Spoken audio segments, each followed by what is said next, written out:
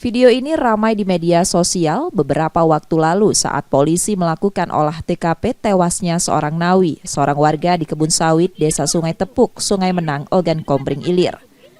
Akibat insiden meninggalnya seorang warga ini, warga Desa Sungai Tepuk juga dilaporkan keluarga korban ke polisi dengan laporan dugaan pembunuhan dan dugaan perampasan. Warga melalui kuasa hukumnya membantah melakukan hal tersebut karena dari hasil olah TKP dan pemeriksaan polisi belum ada unsur pidana dalam kematian seorang warga itu di kebun sawit karena tidak ada tanda-tanda kekerasan. Termasuk soal perampasan kapal juga dibantah warga karena hal itu juga tidak mereka lakukan. Yang kedua, masalah perampasan. Karena saya paham itu masuk dari masalah perampasan, arahnya nanti ke sana juga. Gitu. Jadi mau mengorek itu. Jadi makanya unsur-unsur ini harus terpenuhi dulu. Unsur ini kan tidak terpenuhi. Perampasannya di mana? Kalau namanya perampasan itu jelas-jelas diberi barang orang lain dimiliki, disimpan di rumah.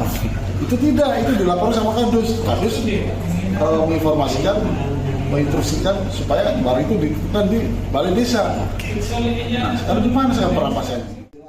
Menurut kuasa hukum warga, kasus ini bermula saat warga mendapat informasi pencurian sawit, lalu warga melakukan pencarian. Saat menelusuri kebun warga, bertemu seorang warga yang mengaku hanya kapal dan orang yang memanen sawit ada di dalam kebun. Warga kemudian mencari pelaku pencurian di dalam kebun namun tidak ditemukan.